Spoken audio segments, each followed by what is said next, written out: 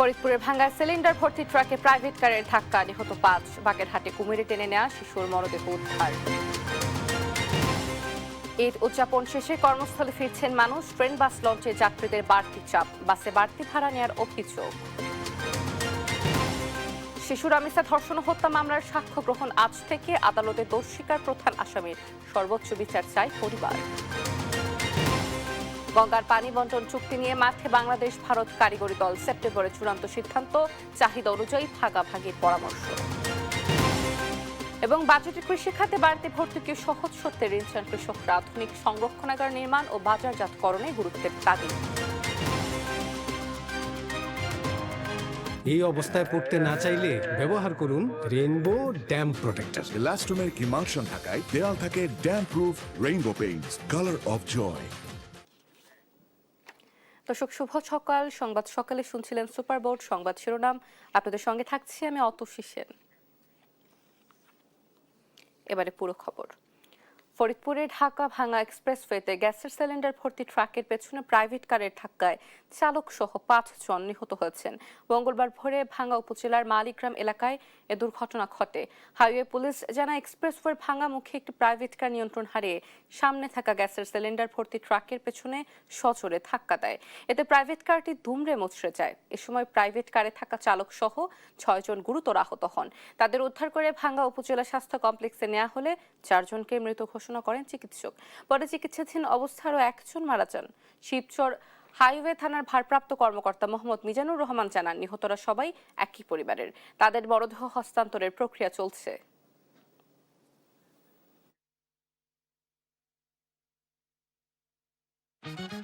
Freedom নিয়ে এলো scooty নাকি গোল্ড অফার। স্টিকারে থাকা কিউআর কোড স্ক্যান করে প্যাকের ভেতরের কোডটি দাও আর প্রশ্নের উত্তর দিয়ে জিতে নাও স্কুটি অথবা গোল্ড কয়েন। বাগেরহাটের হযরত খান জাহান আলীর মাজারের দিঘিতে কুমিরে টেনে নেয় শিশু ফাতেমার মরদেহ উদ্ধার হয়েছে। মঙ্গলবার সকালে মহিলা ঘাটের পাশ থেকে শিশুটির মরদেহ উদ্ধার করেন ফায়ার সার্ভিসের সদস্যরা। সোমবার রাতে গোসল করতে নামলে ফাতেমাকে দিঘিতে থাকা কুমির টেনে নিয়ে যায়। খবর পেয়ে ফায়ার সার্ভিস, পুলিশ ও জেলা প্রশাসনের সদস্যরা উদ্ধার অভিযানে অংশ নেন। শিশুটির মরদেহে কুমিরের কামড়ের চিহ্ন রয়েছে। মরদেহ দাফনের বিষয়ে সিদ্ধান্ত নেবে জেলা প্রশাসন।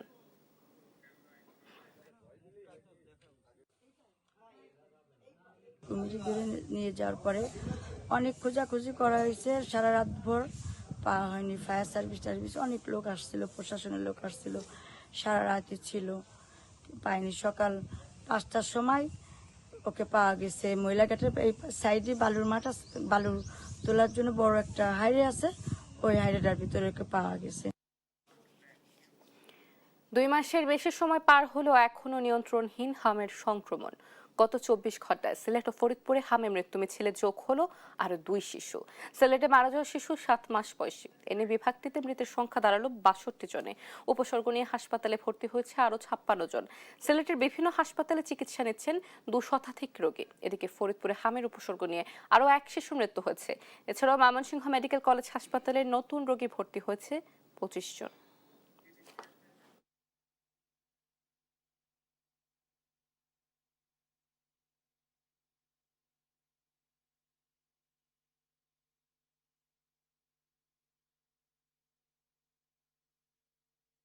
আরএফএল ওয়াটার পাম্পের রোটর এখন আরো উন্নত আর বিদ্যুৎ সাশ্রয় হয় ২০% পর্যন্ত।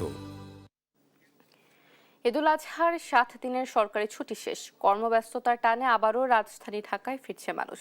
সোমবার থেকে পুনরায় খুলেছে সরকারি বেসরকারি সব অফিস, আদালত, ব্যাংক, বীমা ও পুঁজিবাজার। ফলে চিরচেনা যান্ত্রিক শহর ঢাকা আবারও তার পুরনো রূপে ফিরতে শুরু করেছে। দেশের বিভিন্ন প্রান্ত থেকে সড়ক, রেল ও নৌপথে কর্মজীবী মানুষের ঢাকা ফেরার স্রোত লক্ষ্য করা গেছে। মঙ্গলবার সকাল থেকে রাজধানীর প্রধান প্রবেশ পথগুলোতে ঢাকামুখী মানুষের আনাগোনা বাড়তে থাকে। Sayedabad, Mohakhali bus terminal, Kamalapur rail station এবং সদরঘাট লঞ্চ টার্মিনালে ফিরতি যাত্রীদের উপস্থিতি ছিল চোখে পড়ার মতো। বেশিরভাগ লঞ্চ, ট্রেন ও বাস নির্ধারিত সময় ঢাকায় এসে পৌঁছেছে। তবে কোনো কোনো বাসে বাড়তি ভাড়া নেওয়ার অভিযোগ করেন যাত্রীরা। পরিবার পরিজনের সঙ্গে ঈদ উদযাপন শেষে কর্মস্থলে ফিরতে শুরু করেছেন মানুষ। এতে দেশের বিভিন্ন জেলার সড়ক, নৌ ও ট্রেনে বাড়ছে যাত্রীদের চাপ। একদিন আগে সরকারি ছুটি শেষ হলেও গাজীপুর সড়কে ঢাকামুখী যাত্রীদের চাপ বেড়েছে। একই সঙ্গে বাড়তি ভাড়া নেওয়ারও অভিযোগ করেছেন যাত্রীরা। সিরাজগঞ্জে সড়কের পাশাপাশি ট্রেনেও ভিড় করছেন যাত্রীরা। এছাড়া সাতক্ষীরা, গোপালগঞ্জ, খুলনা ও যশোর এলাকায় সড়ক পথে ঢাকা ফেরা যাত্রীদের উপস্থিতি চোখে পড়ার মতো। অন্যদিকে বরিশাল, ভোলা, চাঁদপুর সহ অন্যান্য নৌ রুটে রয়েছে যাত্রীদের ভিড়। যদিও সড়ক পথে ভোগান্তি ও বেশি ভাড়া নেওয়ার অভিযোগ থাকলেও নৌপথে যাত্রায় স্বস্তির কথা জানালেন যাত্রীরা।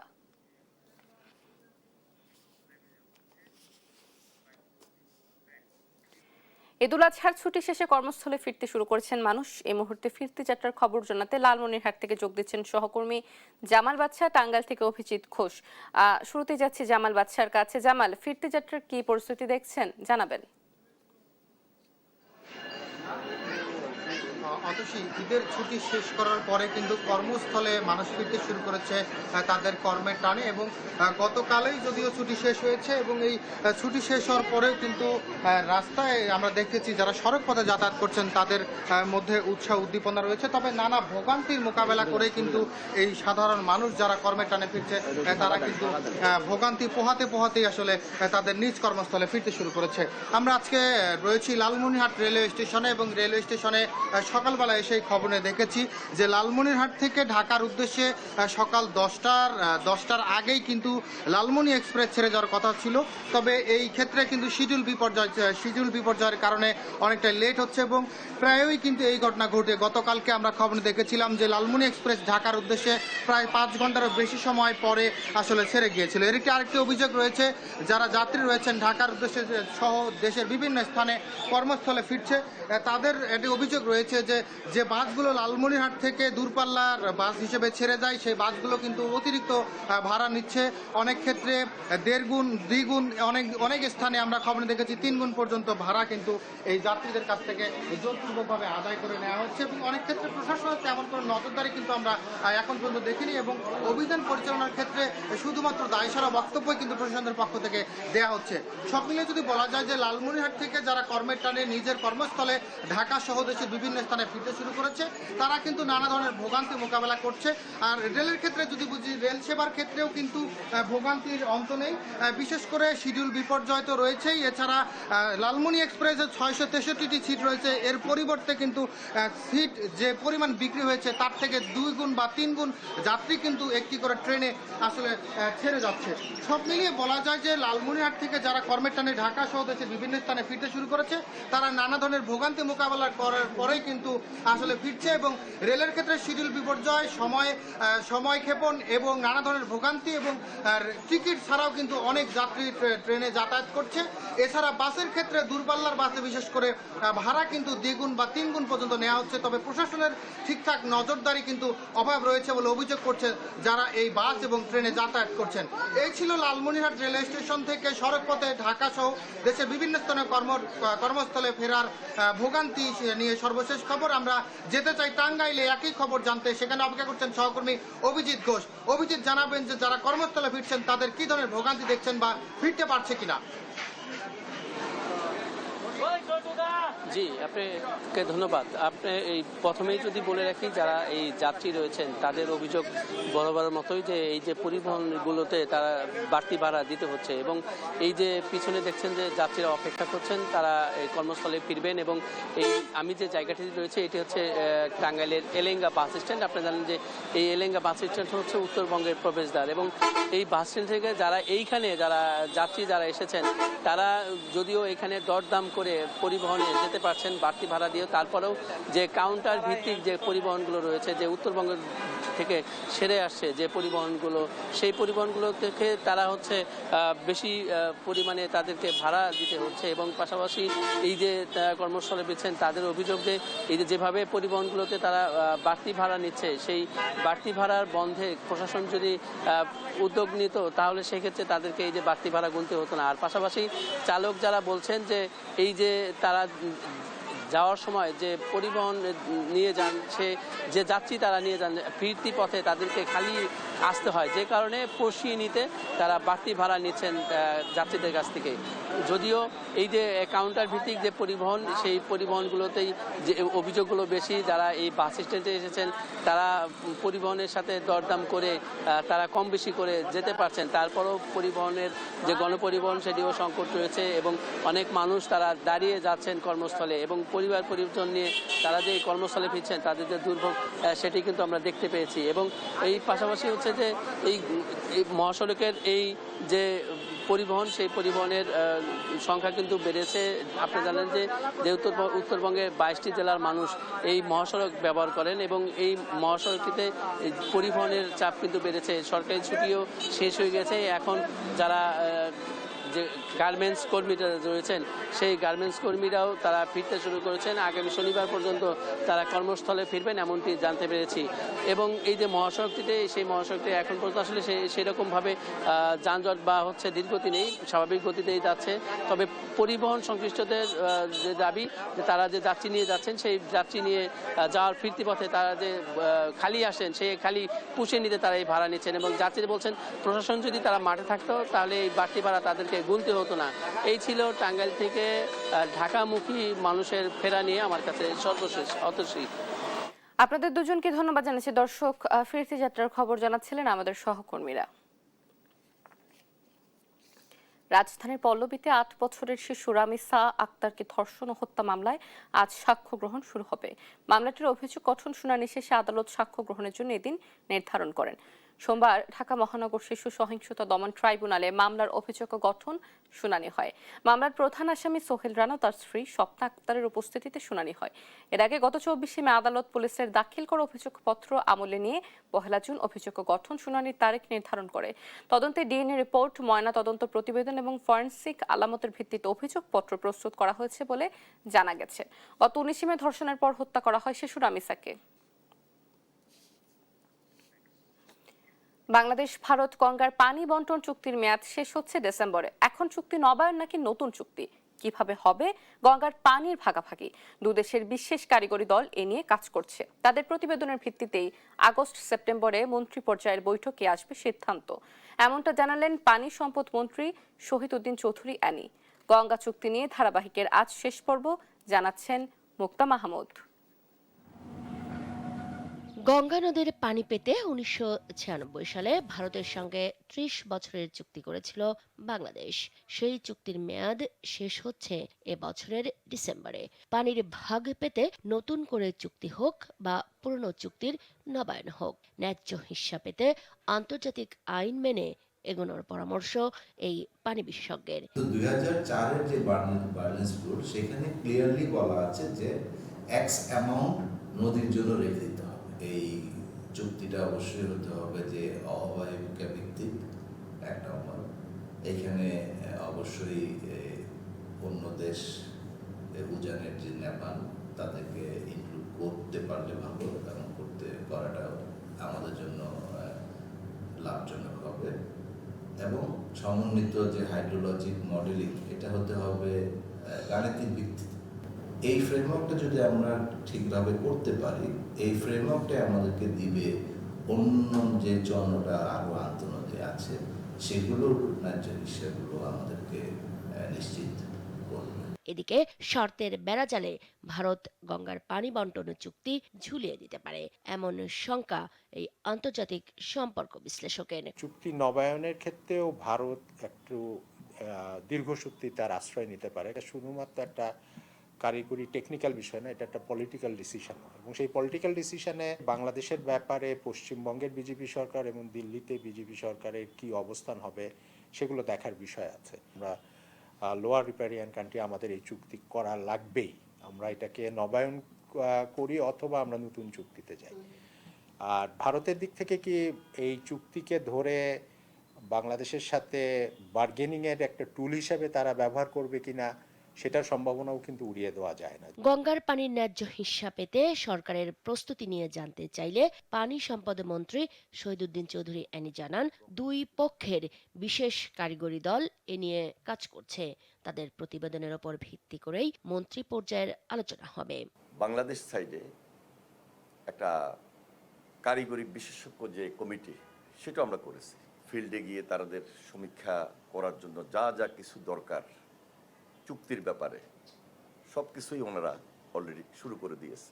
একইভাবে পাশের দেশ ভারত, তাদেরও একটা জয়েন্ট রিভার কমিশন, যেটা তাদের একটা স্টাডি টিম কাজ করছে, যেখানে কারিগরি সমীক্ষা উঠে আসবে।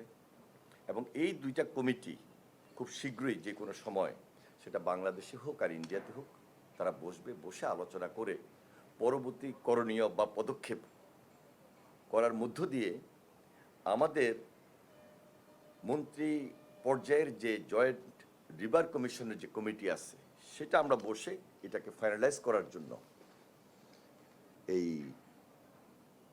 আগস্ট বা সেপ্টেম্বরের ভিতরে আমরা চেষ্টা করব।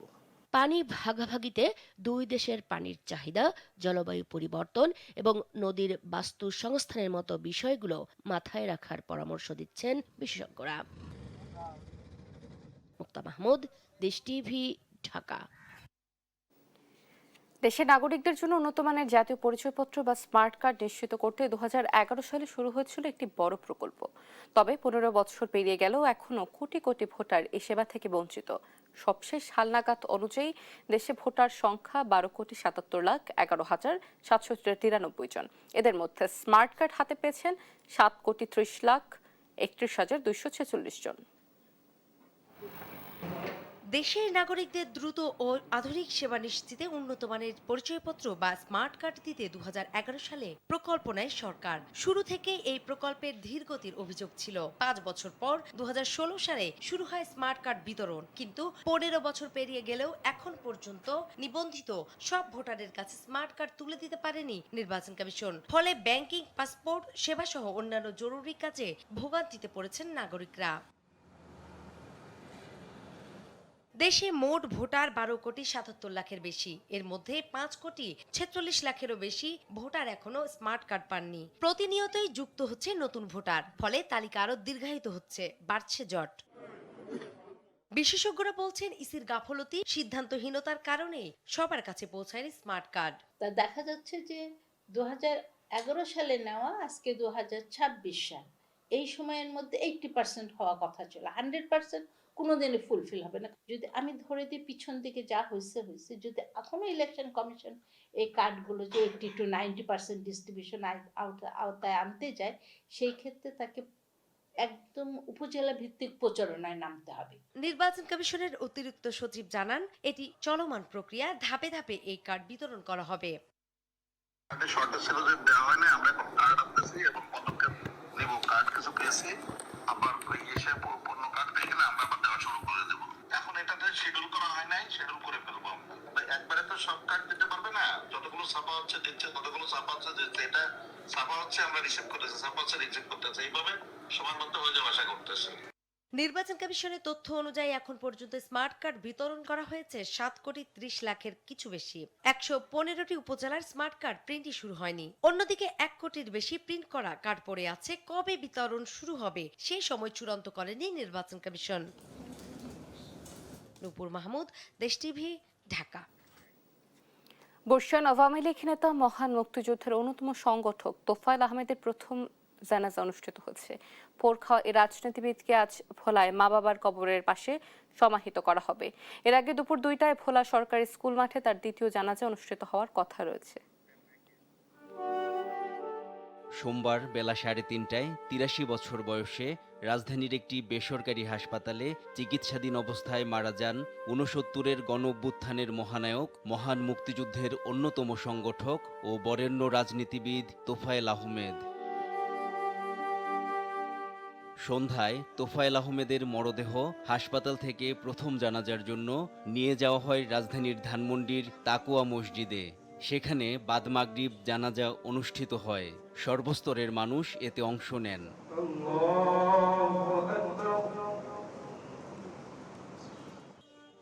এ সময় বর্ষিয়ানের রাজনীতিবিদের মরদেহ দেখতে এসে গভীর শ্রদ্ধা ও ভালোবাসায় তার বর্ণাঢ্য রাজনৈতিক ও কর্মজীবনের কথা স্মৃতিচারণ করেন দীর্ঘদিনের রাজনৈতিক সহকর্মীরা। তোফায়েলের আত্মার শান্তি কামনা করছি।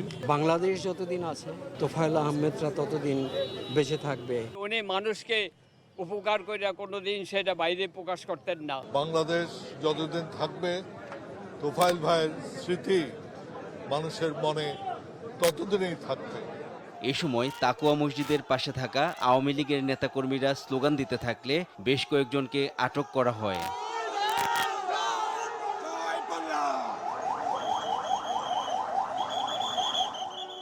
স্বজনরা জানান, প্রথম জানাজার পরে মরদেহ রাখা হবে স্কয়ার হাসপাতালের হিমঘরে।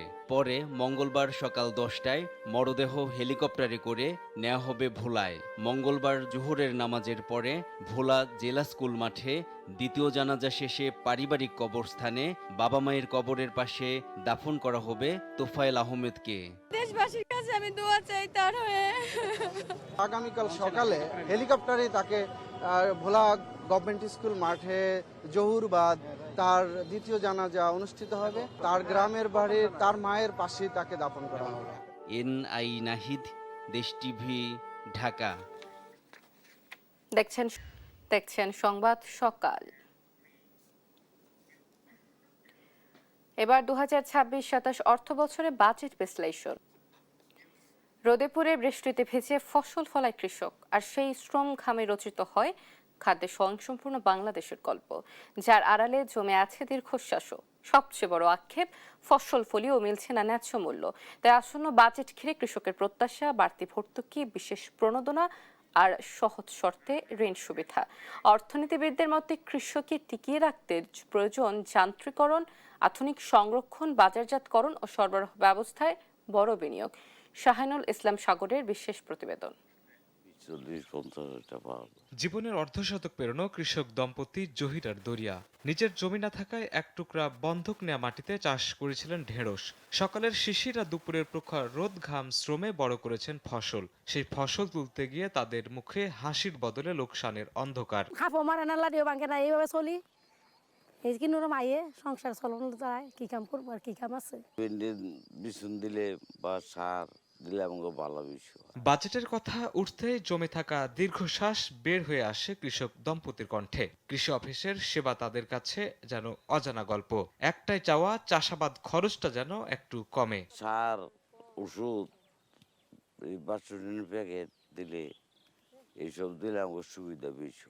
এই যে হাঁস মুরগি আইয়ে তারপর যে গৃহস্থী মিস্ত্রি করি সার পানি দিলে এটা দিলে একটু উপকার হয় ধান চাল। একই মাঠে কৃষক বাচ্চু মিয়া, আরব আলী কিংবা শুক্কুর আলীর গল্পও আলাদা নয়। সবার চোখেই অনিশ্চয়তার ছায়া। লোকসানে জর্জরিত এসব কৃষকের আক্ষেপ, ফসল ফলানো যেন জীবনের দায়। আমাদের মনে জানা কিছু থাকে না, যেটা করি এটা সব কিছু লসে পালাত পড়ে যায়। একটু তেল একটু কমায় পাইতাম, সার একটু কমে পাইতাম, সার, বীজ, কীটনাশক, সেচ সবকিছুতেই লাগাম ছাড়া খরচের দেয়ালে ঠেকেছে কৃষকের পিঠ। আবার ফসল ফলিও মিলছে না ন্যায্য মূল্য। তাই কৃষক এখতিয়ার কিংবা শুক্কুর আলীদের দাবি, বাজেটে যেন থাকে বাড়তি ভর্তুকি, বিশেষ প্রণোদনা আর সহজ শর্তে ঋণ সুবিধা।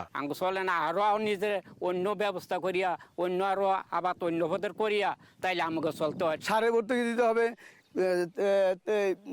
তৈলে ভর্তুকি দিতে হবে, আপনার শ্রমিকের দিকেও। বিশেষজ্ঞরা বলছেন শুধু ভর্তুকি দিলেই হবে না, কৃষিকে করতে হবে টেকসই এবং লাভজনক। এজন্য বাজেটে কৃষি যান্ত্রিকীকরণ, ফসল সংরক্ষণ, বাজার জাতকরণ কিংবা সরবরাহ ব্যবস্থার আধুনিকায়নের গুরুত্ব দিতে হবে। বাজেটের দিক থেকে যেটা করণীয় সেটা হচ্ছে বাজারে যাতে অতিরিক্ত চাপ তৈরি না হয় অতিরিক্ত ব্যয়ের কারণে। একেবারে ভর্তুকি আমরা তুলে দিলাম, কৃষিতে ভর্তুকি দিব না, ডিজেলে ভর্তুকি দিব না, এই জায়গাটায় আমরা হয়তো আমাদের বিভিন্ন সংস্থার চাপ থাকতে পারে, কিন্তু আমাদের দেশের স্বার্থের কথা চিন্তা করে এগুলোতে আমাদের সিদ্ধান্ত নিতে হবে। কৃষি অর্থনীতিবিদরা বলছেন, খাদ্য নিরাপত্তার প্রশ্নে কৃষি খাতে ভর্তুকি কমানোর সুযোগ নেই। তাই স্মার্ট কৃষি ব্যবস্থা গড়তে বড় বিনিয়োগ জরুরি। তাকে যথেষ্ট পরিমাণে সুরক্ষা দিতে হবে, এবং সেটা বীমা হতে পারে, সেটি পুঁজি, স্বল্প সুদে পুঁজি দেওয়া হতে পারে। বাজেটে যদি কোনো বরাদ্দ রাখা হয়, ভর্তুকি হোক বা উপকরণ বা কৃষক কার্ড, আমাদের প্রথম লক্ষ্য থাকবে, আমি জোর দিয়ে বলবো, যে এটি কৃষক কিনা, সে চাষি কিনা। জমির মালিক হলে তো হচ্ছে না, কেন উনি তো চাষ করছেন না। বিশেষজ্ঞদের পরামর্শ, চালু করতে হবে কৃষি বীমা, বাড়াতে হবে দুর্যোগ সহনশীল বীজ ব্যবহার এবং কৃষি গবেষণায় বাজেট বরাদ্দ। যে কৃষকের ঘামে ভরে উঠে আমাদের খাদ্যের থালা, সে কৃষক এখন অপেক্ষা একটি স্বস্তির বাজেটের, যেখানে থাকবে উৎপাদনের নিশ্চয়তা, থাকবে আগামী দিনের বেঁচে থাকার প্রতিশ্রুতি।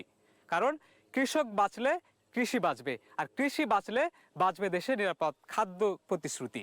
অর্থনীতিবিদদের মতে মূল্যস্ফীতির এই চড়া বাজারে কৃষি খাতকে অগ্রাধিকার দিয়ে যদি বাজেট প্রণয়ন করতে পারেন, তাহলে ফিরতে পারে কৃষকের স্বস্তি। এখন দেখার বিষয় আসন্ন বাজেটে কতটা প্রতিফলন ঘটে কৃষকের সেই চাওয়া পাওয়াগুলো। শাহিনুল ইসলাম সাগর, দেশ টিভি, ঢাকা। এবার আইডিএলসি বাণিজ্য বার্তা।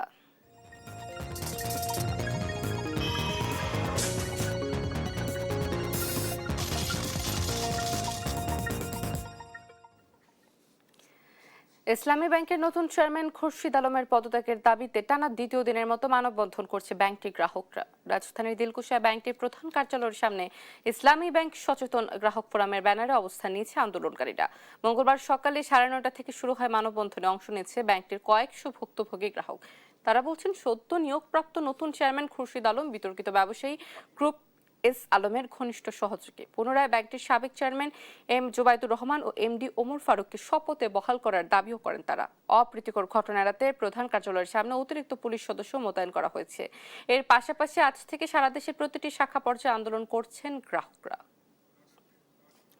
খুরশেদ আলমকে ব্যাংকের চেয়ারম্যান হিসেবে নতুন করে নিয়োগ দেওয়া হয়েছে। এই ব্যাংকে ধ্বংস করার জন্য নতুন করে একটি উদ্যোগ নেওয়া হয়েছে। আমরা এরই প্রতিবাদে এবং এই খুরশেদ আলমকে অবিলম্বে প্রত্যাহার করার জন্য আমরা গ্রাহক ফোরাম, সচেতন গ্রাহক ফোরাম আজকের এই মানববন্ধনের আয়োজন করেছে। দর্শক, মতিঝিল ইসলামী ব্যাংকের প্রধান কার্যালয়ের সামনে রয়েছেন সহকর্মী আরাফাত ইসলাম, যোগ দিচ্ছেন তিনি সরাসরি। আরাফাত, কর্মসূচিতে আন্দোলনকারীরা কি বলছেন আসলে জানাবেন?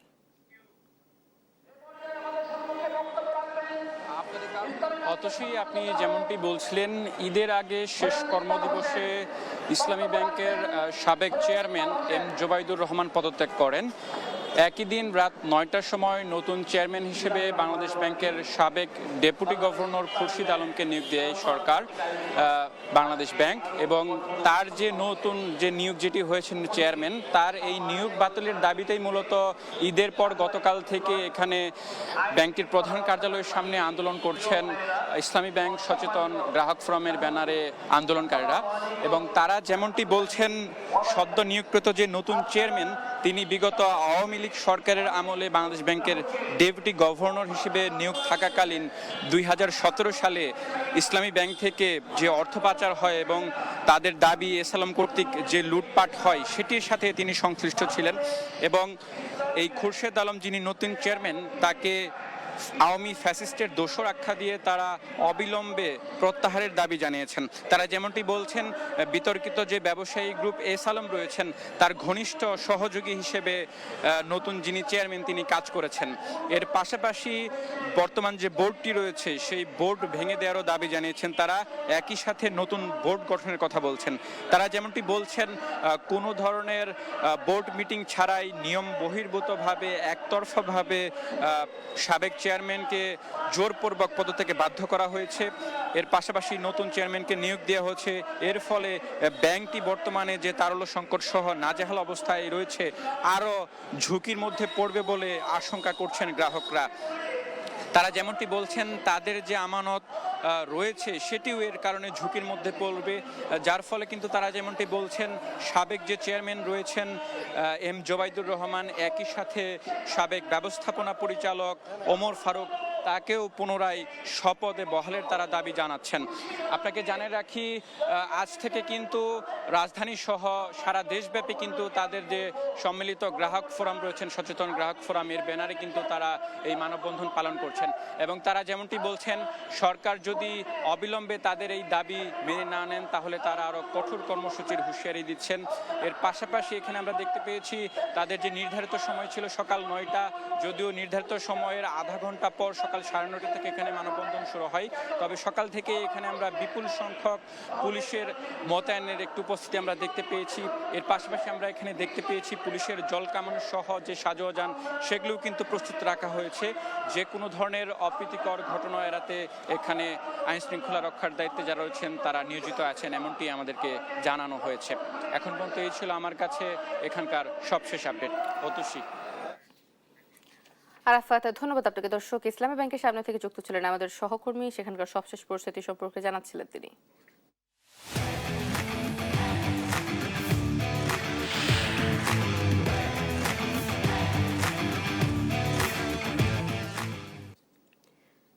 কুষ্টিয়ায় সড়ক সংস্কারের নামে চলছে লুটপাটের মহোৎসব।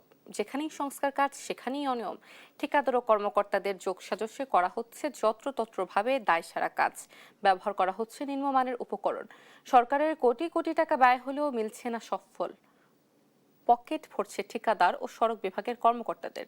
যেন দুর্নীতির আখড়াখানায় পরিণত হচ্ছে কুষ্টিয়া সড়ক ও জনপদ বিভাগ।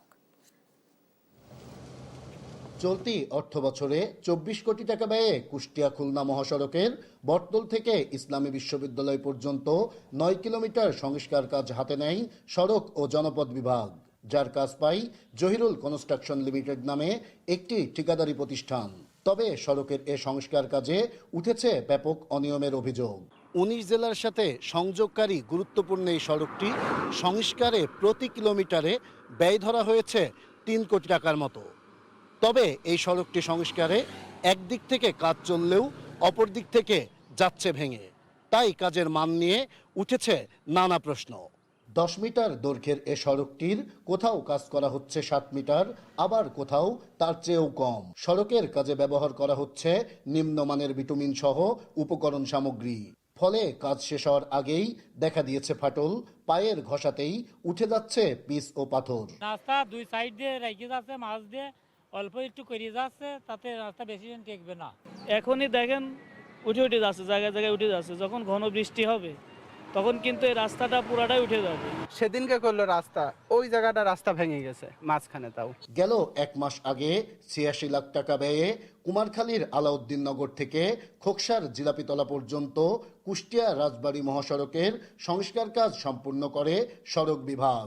যে কাজেও নিম্নমানের বিটুমিন ও পাথর ব্যবহারের অভিযোগ উঠেছে কর্তৃপক্ষের বিরুদ্ধে। কাজ শেষ হতে না হতেই উঠে যাচ্ছে পিচ ও পাথর। সড়কের মাঝে সৃষ্টি হয়েছে ছোট বড় গর্ত। জনগণের টাকাই তো এরা লুটপাট করি কাজ না করে খেয়া চলে যাচ্ছে। মাস খালি 20 দিন হয়েছে, ঈদের আগে হয়েছে, 20 দিন আগে হয়েছে, করার পরে উপরে খালি পিচ ঢালে পিচ দিয়ে চলে গেছে, আর কোনো কাজ করে না এরা। মাঠ পর্যায়ে দেশ টিভির অনুসন্ধানে সড়ক সংস্কারে অনিয়মের প্রমাণ মিললেও দায়সারা বক্তব্য ঠিকাদারি প্রতিষ্ঠান ও সড়ক বিভাগের। যেখানে 7.3 ধরা, সেখানে তখন যদি 10.3 তার ঠিকাদার করবে না, ডিপার্টমেন্টও করাই নিতে পারবে না। আমার দৃষ্টিতে কাজ ভালো হচ্ছে। মানুষ তো সিলকোট কাজটা দেখে অভ্যস্ত, এসবিএসটি কাজটা কিন্তু একটু ভিন্ন ধরনের। যখন এইটার ফান্ড দিছে তখন কিন্তু এটা 5 বছর হয় নাই, যার ফলে সাইডের অংশের কিন্তু ফান্ড আমাদেরকে দেয় নাই। সড়ক সংস্কারের নামে এমন অনিয়ম ও দুর্নীতির সঙ্গে জড়িতদের বিরুদ্ধে তদন্ত সাপেক্ষে ব্যবস্থা নেওয়ার দাবি জেলাবাসীর। নাইদ হাসান তিতাস, দেশ টিভি, কুষ্টিয়া।